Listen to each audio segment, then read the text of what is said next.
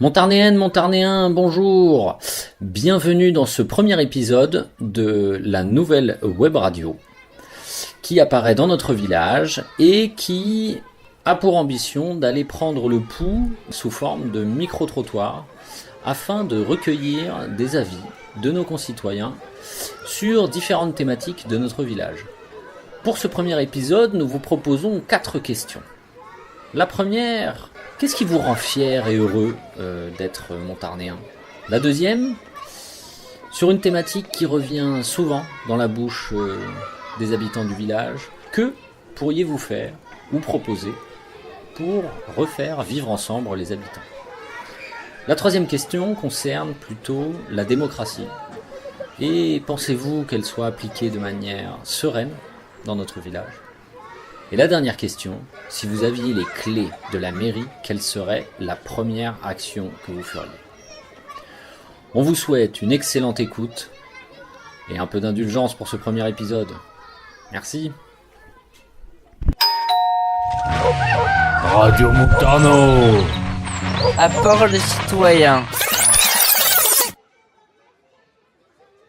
Vous êtes de Montarno ? Oui. Ah super. Qu'est-ce qui vous rend fier ou qui vous fait plaisir d'être montarnéen? C'est que c'est un village de manière générale plutôt sympa, assez petit et sans être trop petit. Donc il y a à peu près tout pour quand on a des enfants, quand on est parent, de la maternelle jusqu'au collège, il y a tout dans le village, donc ça c'est assez pratique. Alors au jour d'aujourd'hui, je vous dirais, je ne suis pas fière d'être montarnéenne et plus rien ne me rend fière. Je ne reconnais plus le village que j'ai connu il y a une petite trentaine d'années. Le calme, je trouve. Le calme, c'est très calme, Montarno. Il y a la nature et c'est super aussi. Moi, je fais souvent de vélo et je trouve ça c'est super par rapport à Montpellier. Ce qui me rend heureuse, moi, c'est la végétation, les plantes. Après, discuter avec les gens, parce que les gens ils se parlent plus beaucoup. Il n'y a pas beaucoup d'échanges entre les gens. Voilà. On a beaucoup de retours sur le vivre ensemble en général. Oui. Est-ce que vous auriez une idée de comment l'améliorer? Parce que c'est un peu la crainte de la cité dortoir qui revient souvent. De faire des moments, peut-être des fêtes plus régulièrement, des fêtes de village un peu plus régulières, pas que l'été comme on a la fête du 15 août et tout, mais peut-être des fêtes un peu plus festives, plus régulières. Je pense qu'il manque une vie sociale, un tissu vraiment social à Montarno. Il n'y a plus grand-chose. C'est vraiment des groupes distincts et il y a très peu de mélange des genres. Je pense qu'il faut mettre en place beaucoup plus de salles où on peut se rencontrer, d'activités à partager. Enfin, c'est facile de vivre ensemble, il suffit d'aller les uns vers les autres. Je trouve qu'il n'y a pas beaucoup, les gens ils vont plus les uns vers les autres. Ils se parlent plus beaucoup, les gens. C'est vraiment vite. C'est dommage quoi en fait. La communication, voilà, moi je trouve. De grandes fêtes montarnéennes avec l'ensemble des montarnéens.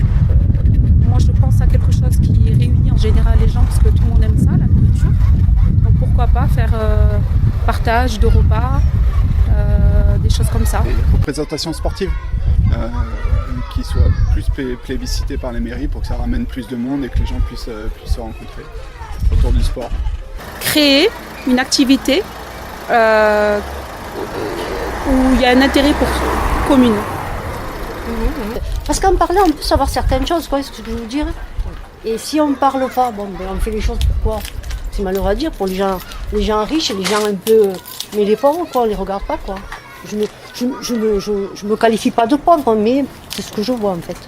Il n'y a plus beaucoup les gens qui vont vers les autres, les gens qui aident, les gens. Est-ce que vous êtes satisfait de la façon dont la démocratie est appliquée dans la ville?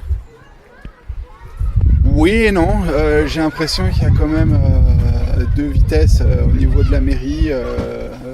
Je suis pas forcément convaincu des choix du maire, notamment sur la CAF coopérative qui a fait couler beaucoup d'encre. Donc je suis pas forcément convaincu sur son projet où il s'est fortement entêté. Il a fallu qu'il y ait une espèce de contre-liste qui se mette en place pour expliquer un peu plus clairement ce qui s'est passé. Et c'est là où ça a ouvert un peu les yeux. Enfin en tout cas moi ça m'a ouvert un petit peu les yeux. Démocratie. Alors c'est pas comme ça que j'aurais qualifié la vie actuelle à Montarno. La municipalité actuelle ne me paraît pas du tout être une démocratie. Je pense que c'est vraiment une dictature et puis il y a les moutons qui suivent. Il n'y a pas de démocratie, de quoi on parle là? Il y a des... Non, on ne parle pas d'un groupe de personnes qui est au service des citoyens, pas du tout, non. Ils font ce qu'ils ont envie de faire, point barre, et puis voilà quoi. Il y a des exemples très précis quand même, et récents en plus, notamment sur la CAF coopérative et les promesses qu'on a eues en amont et ce qui va finir par arriver en aval quoi. Donc c'est un sujet que tout le monde connaît. Non, on vit avec, on fait semblant d'être en démocratie, mais en vérité on sait très bien dans quel système on vit et enfin, c'est quelque chose qu'on a fini par accepter quoi, même si ce n'est pas acceptable. Moi, je trouve qu'on devrait plus être mieux informé un peu au niveau des projets, tout ça. Un petit peu mieux. Je trouve qu'il y a des choses à améliorer. Au niveau de être un peu plus directement et que pour les gros projets que tout le monde doit savoir. Par exemple, au niveau de la CAF coopérative, il y a beaucoup de gens qui se sont plaints parce que ça coûte énormément d'argent et que ça va endetter le village sur des années un petit peu. Il y a des gens qui se sont plaints sur ça. Si vous aviez les clés de la mairie, qu'est-ce que vous feriez comme première action? Oula, pas simple. Je m'en sais rien, je me suis jamais posé cette question. Déjà de faire un état des lieux des finances. Beaucoup de travaux engagés, ça parle beaucoup des finances sur la mairie, ça parle de mise sous tutelle. En fait, je sais pas si c'est la mairie qui gère ça, mais je mettrais plus de bus. Parce que pour aller à Montpellier, il n'y a que des bus tôt le matin ou le soir.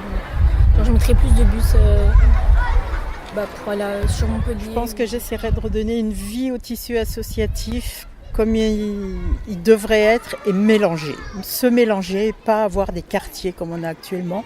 Donc j'aimerais retrouver une vie plus harmonieuse et plus village. Oui. Et du coup, qu'est-ce qui manque que vous allez chercher à Montpellier? Les magasins. Et des snacks. Oui, un peu plus de fast-food et tout. Mais il y en a déjà, donc c'est pas mal. Ça serait l'intérêt pour les jeunes. C'est quoi l'avenir des jeunes ici? Sur Montarno, il manquerait un truc, une piscine devrait faire. Construire plus de pistes cyclables. Et moi, un skatepark et pas un pump track. En plus.